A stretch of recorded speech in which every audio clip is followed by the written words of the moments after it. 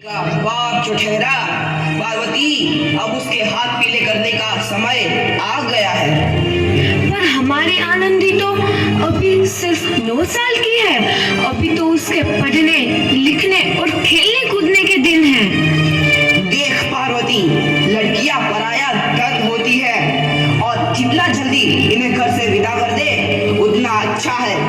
कल से आनंदी की पढ़ाई लिखाई बंद। पर बापू, इसमें मेरी क्या गलती है? आप मुझे पढ़ाई करने क्यों नहीं देते? तेरी गलती है कि तू एक लड़की है। लड़का होती तो क्या बापू? लड़का होती तो क्या? ऐ लड़की, ज्यादा जबान ना चला, नहीं तो जबान हलक से खींचकर बाहर निकाल दूंगा। बापू, मैं पढ़ लिख कर कुछ बनना चाहती हूँ। मेरी पढ़ाई ना रोको बापू। आनंदी, तुझे पढ़ना है तो पढ़, लेकिन सारी उम्र बाप की छाती पर यूं बोझ बनकर ना बैठ। पर बापू, अभी तो मेरी उम्र पढ़ाई लिखाई की है। मुझे पढ़ लिख कर डॉक्टर बनना है। पढ़ाई पढ़ाई पढ़ाई, आज तो तेरी इन किताबों का काम तमाम करके ही छोड़ूंगा। ये ले। नहीं बापू, मत फोड़ो बापू। ऐश्वरी, नहीं बापू, नहीं। बापू, ये तुमने क्या किया? तुमने मेरी इन किताबों को ही नहीं फाड़ा बापू, मेरी किस्मत फाड़ दी, मेरी किस्मत। ये कापी किताबें ना सिर्फ छोरों के हाथ में अच्छी लगती है, लड़कियों के हाथ में तो सिर्फ मेहंदी अच्छी लगती है, मेहंदी। पर बापू, मैं लड़की हूँ तो क्या हुआ? लड़का और लड़की तो हमारी दोनों आंखों के समान होते हैं। चुप कर आनंदी, और यह एहसान मान कि अब तक जिंदा है तू। कहीं बचपन में गला दबा तेरी बकबक नहीं सुननी पड़ती आज। पर बापू, मुझे चूल्हा जलाना अच्छा ना लगे है। देख छोरी, जितना जल्दी हो तू चूल्हा जलाना सीख ले, उतना ही अच्छा है तेरे लिए। और हाँ, तेरा ब्याह तो होगा, वो भी कल के कल। अबला जीवन है तुम्हारी यही कहानी। आंचल में है दूध और आंखों में है पानी। मुझे माफ कर दे बेटी, तेरे बापू के जिद के आगे मेरी एक न चलेगी। माफ कर दे बेटी, मुझे माफ कर दे। इस प्रकार मात्र 9 वर्ष की छोटी उम्र में आनंदी का विवाह गोपाल राव जोशी से हो गया। बाल विवाह एक सामाजिक कुरीति है और इस कुप्रथा का शिकार होना पड़ा आनंदी को। 5 वर्ष बाद आनंदी 14 साल की हो गई है। उसके घर एक शिशु ने जन्म लिया है। देखते हैं आगे क्या हुआ। देखिए ना, इसे क्या हो गया है? इसका माथा तो अंगार की तरह तप रहा है। इसे तो बहुत तेज बुखार है। आप बिना कुछ भी बोलते हैं, दीजिए मुझे। माधव, माधव, जल्दी से वैद्य जी को बुला के लाओ। जी, अभी बुला के लाता हूँ। ये तुम क्या कर रही हो आनंदी? भगवान की विभूति लगा रही हूँ। बस करो आनंदी, ये सब अंधविश्वास है।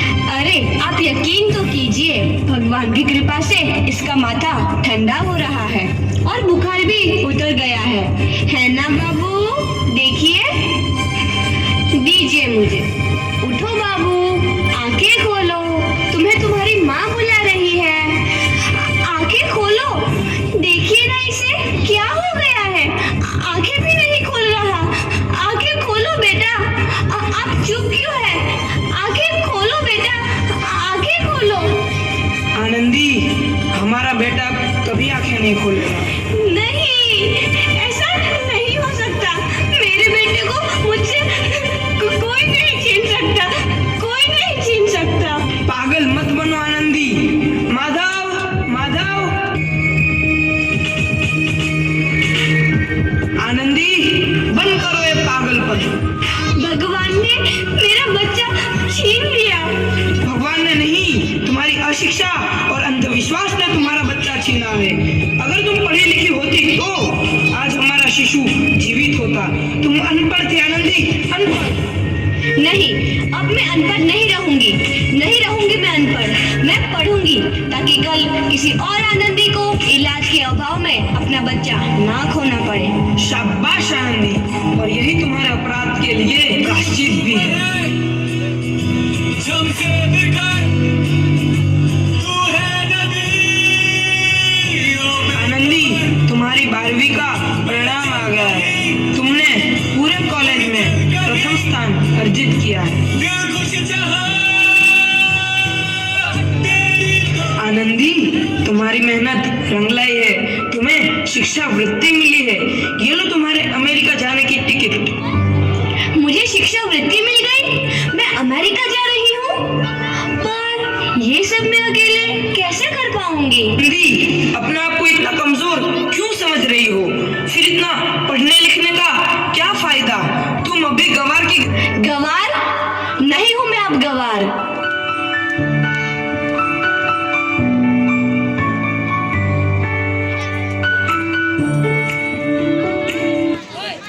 तो इस प्रकार 7 अप्रैल 1883 को आनंदी अमेरिका के पेंसिल्वेनिया के लिए रवाना हुई और 3 साल बाद उन्होंने डॉक्टर ऑफ मेडिसिन की उपाधि प्राप्त कर ली।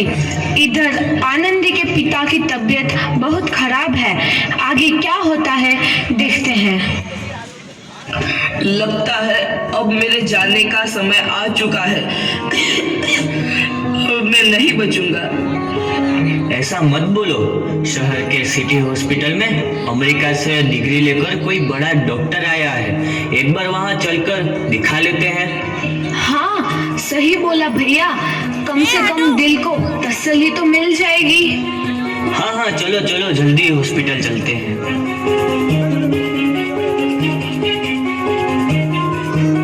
इस मरीज की हालत तो बहुत ही खराब है। कोई चमत्कार है इसे बचा सकता है। ऐसा मत बोलो भाई, डॉक्टर साहब कब तक आ जाएंगे? लो आ गई डॉक्टर मैडम। डॉक्टर मैडम, जल्दी देखिए, मरीज की हालत बहुत ही खराब है।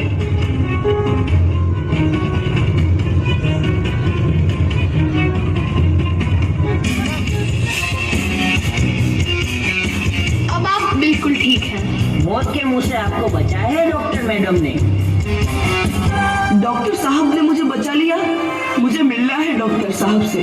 डॉक्टर साहब नहीं, डॉक्टर मैडम बोलो। डॉक्टर मैडम, उन्होंने ही तुम्हें जीवन दान दिया है। लो आ गई डॉक्टर मैडम, मिल लो उनसे। डॉक्टर मैडम, आपका बहुत बहुत धन्यवाद। आपने मेरी जान बचाई। इसके बदले में मैं गरीब भला आपको क्या दे सकता हूँ? वचन वचन चाहिए मुझे कि कभी ये नहीं कहोगे कि लड़कियां कुछ नहीं कर सकती। वचन? ये कैसा वचन? अरे श्यामलाल, तुमने पहचाना नहीं? तुम्हारी बेटी आनंदी। आनंदी? मेरी बेटी आनंदी डॉक्टर? हाँ बापू, वही आनंदी जिसके लिए बचपन में तूने चूल्हा और दुल्हा के अलावा कुछ नहीं सोचा था। आनंदी,